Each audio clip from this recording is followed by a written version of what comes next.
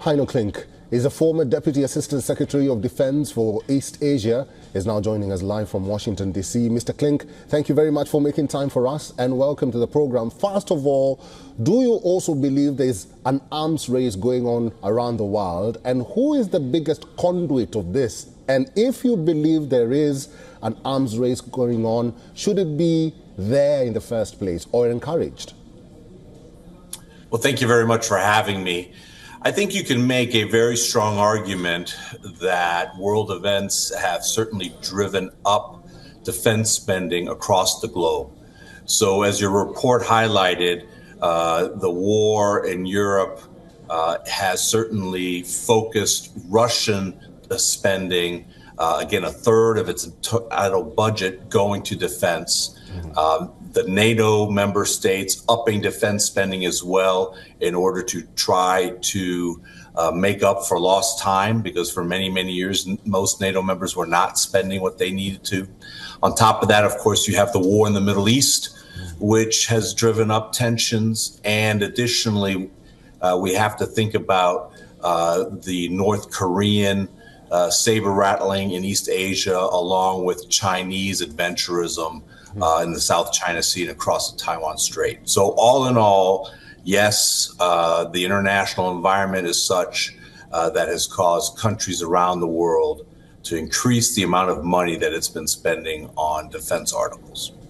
Which is the biggest country which is, spending a lot on defense, you think, around the world? Well, the United States has always, at least in my lifetime, had the largest defense budget. Part of that, of course, is related to the fact that the United States has defense commitments all over the world, has treaty partners all over the world. And also, we have to think about the cost of the forces that are in the U.S. military.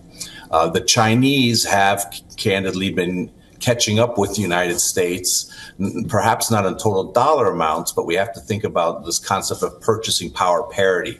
Things in China, as well as things in Russia, are cheaper to make. You have state-owned enterprises that basically work at the behest of the government. That is something that doesn't exist in the United States. So although U.S. dollar amounts appear much higher, it's not exactly an apples to oranges comparison.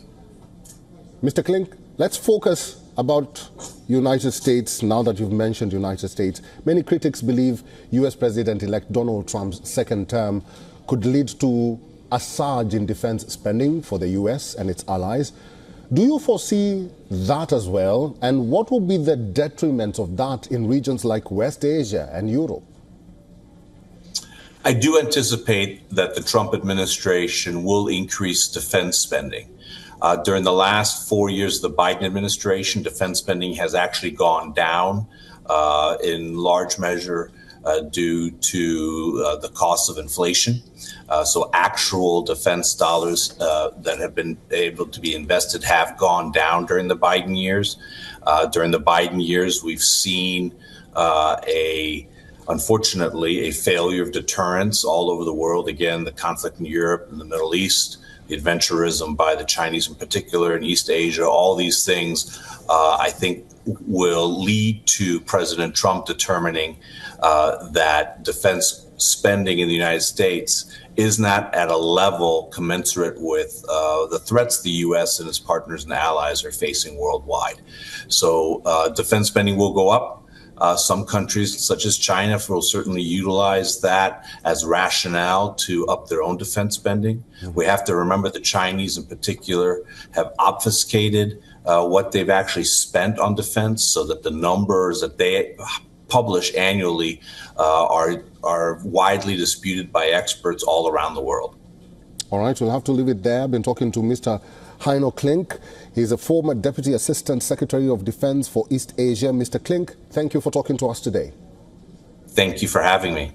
For all the latest news, download the WION app and subscribe to our YouTube channel.